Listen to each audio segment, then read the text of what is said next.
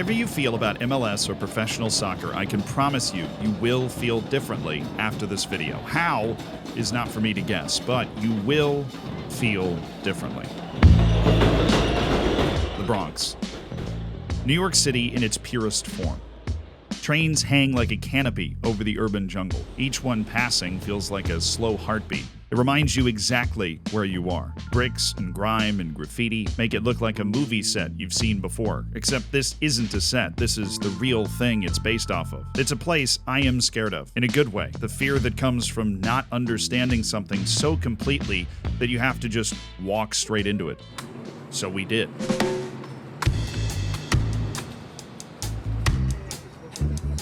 What area are we in right now? Basically in the South Bronx.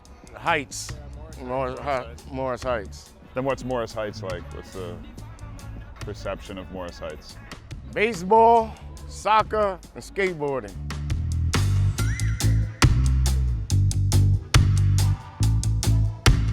These kids come here every day, and so does Lance, who goes by Tio. That's uncle in Spanish. New York your whole life? I'm a New Yorker my whole life. Morris Heights your whole life? Right here. Yankee Stadium. The Yankee Stadium is just 2 blocks away from where we are standing right now. One of the most famous sports stadiums in the world, and it almost catches you by surprise. It's home, obviously, to the New York Yankees, 27-time champions of baseball, America's pastime. It is also home to New York City Football Club, at least temporarily, until their new stadium is built in Queens on the other side of the East River. In search of this contrast, we headed to the Dugout, a Yankees fan staple across from the stadium. It was still closed at 12 when we got there, but Sheila, the owner, saw us staring conspicuously in the window and invited us in for a drink. How's it been? It's been great. It's been great. You know, just a lot of regulars come here. The place has been here for over 20 years. It's a staple. What's it like to grow up in the Bronx and live here? You could be whoever you want to be in New York. Doesn't matter, whatever, you know, you could be outcast anywhere you live, but you come into New York, you fit right in. The subsequent understanding is that community feel they talk about has permeated the Yankee fans, but not quite the NYCFC fans. There's not a lot of fans that are soccer-based or football-based, you know, but of course, Yankee Stadium baseball is an American tradition. So you have, you know, family generations come here. Father, sons, that's what we get all the time here. So soccer is a little different. They're new to New York within a couple years, so that's still very new. And plus, this is their home base, but they also have to move around because it is the Yankees' home base. That last bit is true, by the way. When the Yankees are playing, NYCFC gets sent to Queens to play at Citi Field, which has turned into a test run for their new stadium. I live in Queens. So, you know, I'm super happy that the stadium is coming to Queens, right across the street. Jody is the head of one of NYCFC's supporter groups, Los Templados, a South and Central American-style fan group. They're the ones with the huge drums at games that are solely responsible for the severe eardrum damage I would suffer in just a couple of hours. How did you end up in charge of this? I started it back in 2015 with a couple of friends, and I'm from Colombia. My style of supporting is drums. What we call barra lifestyle. The third row friends that I had, they weren't about that. They weren't more about the Euro style, one drum, clapping. And that's not really my style. So a couple of my friends after the first game, they were like, yo, let's bring a barra, let's buy some drums. And we do it like we do in South America. I'm like, all right, let's do it. So we bought a few drums on, OfferUp, I think at the time, or Facebook Market, one of those. We bought 3 drums. And we started showing up to the games with the drums, and then we started getting together and attracting more people, and it just became just one thing like that, and we started going. Now, them buying drums on Facebook Marketplace a few years ago probably helped you figure this out, but New York City FC was founded less than 10 years ago. So the main thing I was curious about was how you get to where Jody is in the first place. How do you become an ultra for a brand new club? It's weird because at first you start off as a hobby. Like that, I've told a lot of the people, we started this as a hobby. It was a brand new team. There's no really a love attraction to the team when you first start, and that's a little weird. What makes MLS fandom unique? Is that there is not one specific style of supporting in the stands. Like if you go to Europe, there's only that style. You go to South America, there's only that style. Here we got all the styles mixed. You got the baseball crowd where they just clap and sit and cheer. You got the Barras cheers. You got the Euros cheering. You got the high school pep rally type of cheering. You got all that. All, like you said, New York City is the melting pot. We're the melting pot. Everything is just thrown in there, and we try to do the best we can. We do chants in English. We do chants in Spanish. We've done samba. We've done salsa. We've done whatever it takes to get people's attention, to attract people. Oh yeah, this is a matchup between New York's 2 MLS teams, or if you ask Joti, 1 New York team and a pretender. Curiously, the rivalry seems to combine a very real dislike, one we would come to learn later can get violent. On a personal experience, because I was one of the people that was assaulted, yeah, I kind of wanted some blood, yeah. Alongside a fear born from the newness of it all that maybe the other team would lose interest or not be as involved. They just really are protesting against their team. They tried it a few years back where they did the Red Bull out. It was a mess over there. Ever since NYCFC has come along, I got friends over there, so I know they're trying hard to attract more fans, but they just haven't been able to at all.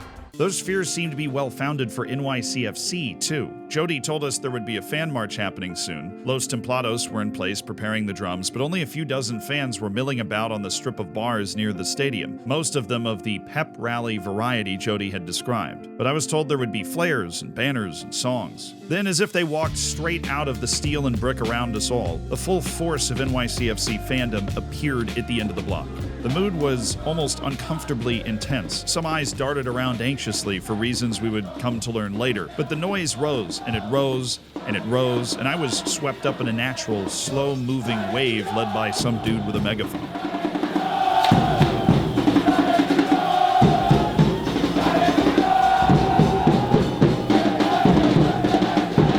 The different types of fans were on full display, with the march and all its passion for some just a spectator sport, a street performance before the game itself. It worked its way under the subway to the stadium, where a party continued for a while in the street under the watchful eye of the NYPD until it died down and everyone entered the stadium. NYCFC was nice enough to provide us with some on-field passes, where the other half of this team, Adler, my brother, who spends less time talking to all of you and more time working the cameras, was able to capture some sick footage of the match itself. I, on the other hand, made myself right at home next to the percussion section of Los Templados. There was a bit more standing room there. The noise was probably why.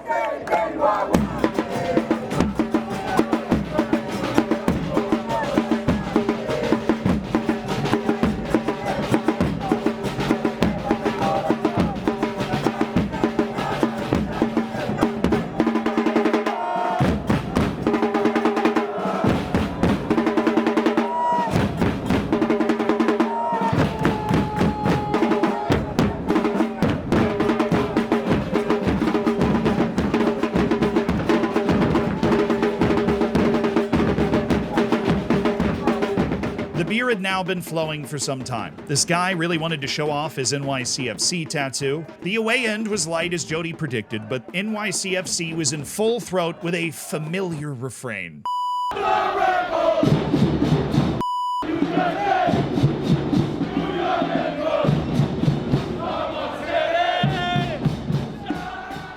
The location itself was awkward. The proportions of a baseball stadium for a soccer match are not exactly ideal. It was also hot. I picked up a lovely sunburn to go with my newfound deafness, but the energy of the drums and some random tossing of water in the air kept spirits high. That was necessary because the match would end in a 0-0 draw, the most un-American of scorelines. Both teams were likely doomed for playoff contention. Some jeers were heard as the players came over. After the match, we had a date with Jonathan Sanchez, a co-host of the NYCFC Forever podcast, an original founder of NYCFC's oldest fan group, The Third Rail. He helped shed light on why exactly everyone seemed so nervous before. This is the second game between Red Bulls and NYCFC. What happened to you in the first one? So this is the third game. The second one was the US Leagues Cup quarterfinal match, I think it was. Okay, so was that the one that? Yes. Okay, so it was the Leagues Cup. It was a Leagues Cup match away in Harrison, and after the match, it was like a big, a bunch of people were just hanging out outside by the stadium, right outside the exit, and they were basically ambushed with about 30 or so or more, actually, members of Red Bull supporters groups. So was that planned? Did it feel like they planned it? From my point of view, because I was there, I felt like, yeah, it was definitely like, it didn't seem like a casual crossing of paths. you know. And as a result, what did you think was going to happen today? Today we thought the worst was gonna happen today. Actually, I had thought, like, on a personal experience, because I was one of the people that was assaulted. Yeah, I kind of wanted some blood. Yeah. But they didn't show up. Well, you saw the away section today. The away section looked like half a subway car. Like, you know, like, what was that? What's embarrassing about that? You know, that's embarrassing. That's embarrassing to us. Like, come on, y'all gave up on this on your own team. Y'all don't come on away games. We go 500, 6,000, 600,000. We've been 2,000 deep to Rebel Arena. Before you think this kind of fandom is manufactured like an MLS franchise, fans like Sanchez come by it honestly. Everybody's a son of an immigrant, or they're an immigrant themselves. We're just doing what we grew up, what we knew growing up. You know, like, I'm Ecuadorian. I grew up going to Ecuadorian matches in Ecuador as a kid. My first ever match was with my dad at a derby match in Ecuador, where a full-on riot opened up in the stands. My first match, and my dad looked at me and said, "Wait right here, don't move." Left me in the section and went into the fight. Came back lumped up, and he said, "Now we could go home." That's what makes all of this so interesting and hard to digest for people looking at MLS from the outside. The fandom is genuine, passed down through some of the most intense fan cultures in the world, and then at the same time, it's learned from YouTube. Early on, I did play the drums a little occasionally, yeah. Early on, the first couple years, yeah. Back when, to a certain extent, everybody was learning on the job. Yeah. How to play the drums barra style. How do you learn how to play the drums for a Like supporting how group? anybody learns anything, YouTube. MLS is my league here. It's my local. Well, yeah, maybe I didn't follow any team MLS before 2013, but now I do, and I guess that's the point of expansion teams, is to grow fans, right? It's what I could do every weekend. I could come to the stadium and watch my team play every weekend. When they go on the road, I go on the road. You know, I've been all over this country. We had heard rumors of a bodega where fans would congregate before and after games. As we wrapped up with Sanchez, he offered to take us there. It's the type of place you can only find with a guide, especially when you're not from around here and carrying a bunch of expensive camera equipment. Now, I can't show you where the bodega is. It was understood that you just didn't film the front of it, so who were we to break that rule? Now, it turns out Sanchez doesn't drink, sober for over 10 years, but to ingratiate ourselves, we bought a couple of fine American beers as the man behind the counter asked Sanchez in Spanish what the cameras were for. They looked up the YouTube channel. We were cool. A beer, a brown paper bag, like-minded individuals, and a lot somewhere. A familiar scene anywhere in the world after a match. The bodega was adorned with Yankees paintings, NYCFC colors, whole families worn out by the long day. Everybody knew everybody and hated Red Bulls. As minutes turned into hours, strangers turned into friendlier, drunker faces, I was informed that I had not checked in. A form of initiation to join the bodega. To be fair, I hadn't seen anyone else do it yet. Maybe they all did it before we got there. I don't know.